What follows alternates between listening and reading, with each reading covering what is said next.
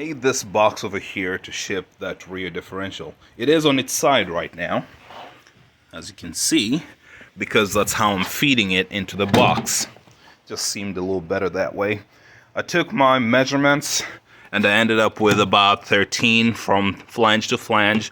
I turned the bolts the other way. The bolts are usually bolted in this way, but I turned them in this way just so that I could get a nice flush surface instead of taking an extra inch, 2 inches.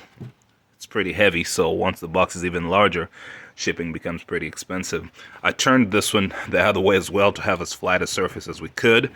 And then on the front, again, I keep all my stuff with the bolts if I can. Can't really do much about this. I ended up with 13 wide, 11.5 top to bottom, and then 20.5 long. But true dimension, so that's the inside dimension in here. Using plywood to enclose the item I'm shipping, and 2x4s to stabilize the corners and everything. And I also cut some handholds to help guide whoever will be carrying it as to what side will be up and what side will be down. And then once I insert it in here, I realize I've got some space down here as well. So what I'm going to do with that is I added the 2x4s at the bottom to help with the axle shafts, axle stubs at the bottom, so it will keep it doesn't end up puncturing through the box. So I'm going to insert it, and then screw the side panel on. I might record another video if there's anything interesting to see. You know what? Yeah, let me just pause this video, then I'll come back in. Okay, it's in there. Took a little bit of finagling because I put this one here.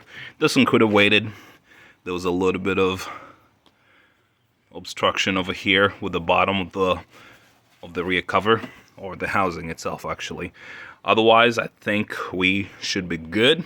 Let's tip it over.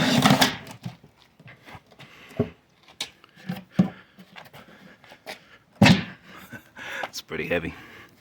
So it's not fully there. I guess it's still being supported by something else right now. Trying to figure out what it is.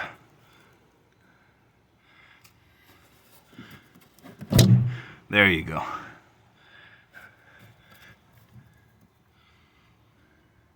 Okay, so suppose my math was a little off. I put the plywood here to help the axle stubs, but it ends up being used by the part of the housing, and I think this is actually pretty cool. So that's going to help it stabilize. Do you see that part right there? Yeah. Total time about 2 hours. I have all the supplies here, have all the wood. Wouldn't do it myself. I think if I were to do this from scratch, I would just tell whoever it is, hey, come pick it up from my house if you really want it. But I'm shipping it to a friend of mine. His car has been down for some time, so 2 hours of labor, not even counting materials. That's quite a lot.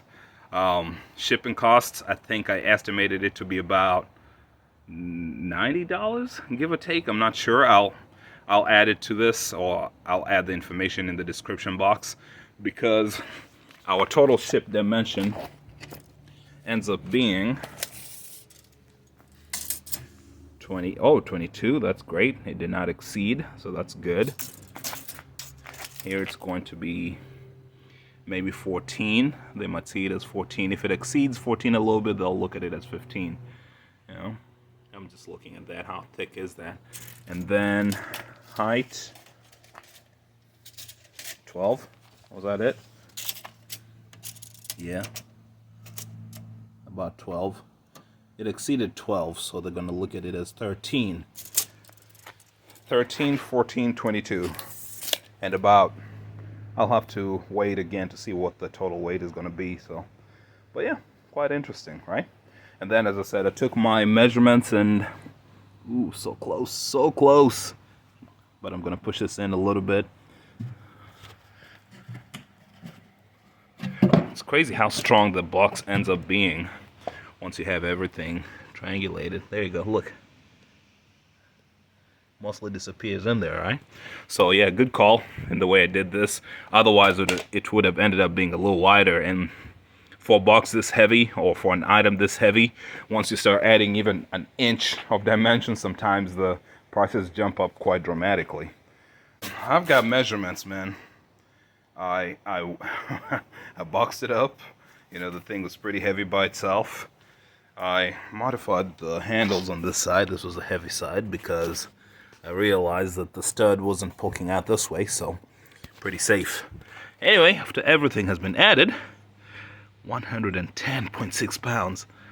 This is not going to be cheap to ship, but let me get a quote and see, okay? It's heavy. All right, we are here, packed and ready to go, ready to be dropped off at the UPS store.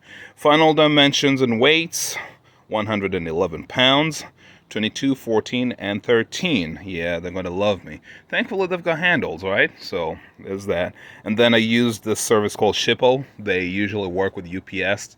Most times I use UPS, but sometimes they have postal service, USPS offers that are pretty decent, but the discounts are crazy. If I were to take this to the store and try to ship, I don't know how much it would be, but with this, it ended up being $79. A little bit, something around that. So I'll drop it off and tape it on there, and should be good to go.